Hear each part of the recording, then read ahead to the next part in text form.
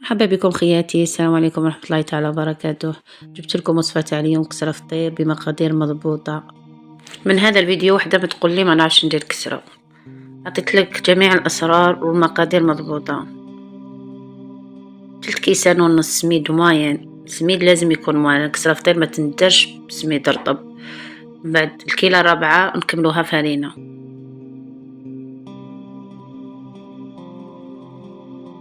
ندخلوا الفرينة مع السميد مليح. بعد نص كيلة زيت صونغو مع زيت زيتون. اللي حبتها بزيت زيتون وحدة ديرها، اللي حبتها بزيت صونغو وحدها ديرها.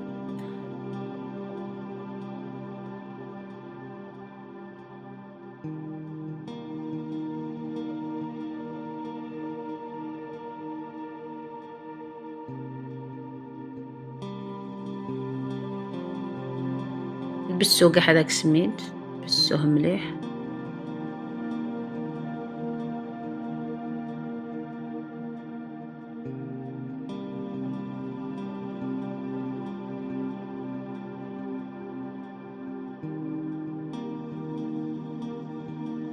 ونزيدو لها مغرفة ملح،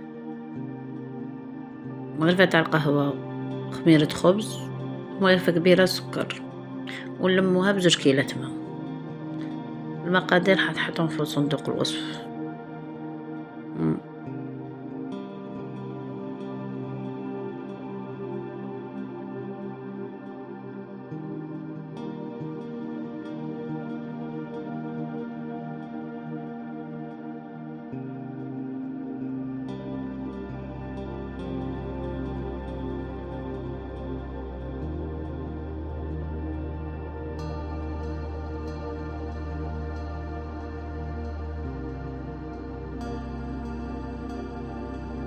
العجينة تنطن بهذا زوج كيلات ماء، ما تزيدي ما تنقصي على حساب السميد تاعك. كاين سميد اللي يشرب، انت مع الاول ديري كيله غير زوج كيلات غير ربع، ومن بعد زيديها بالعقل.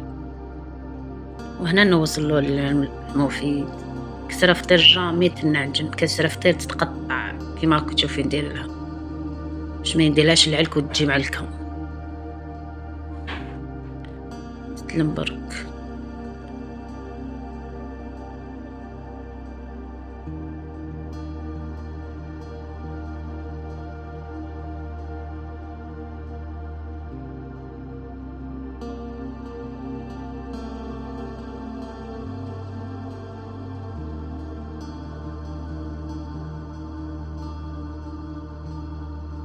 نقرصوا لي بول هذو كامل اللي درناهم سمك على حساب انتي، كاين اللي يحبها رقيقه كاين اللي يحبها خشينه.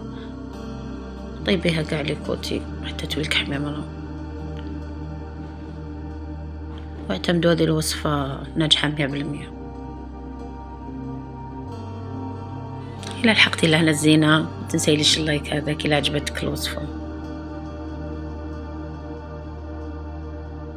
ان شاء الله تنجح لك هذه الوصفه، ولا فيديو القادم ان شاء الله.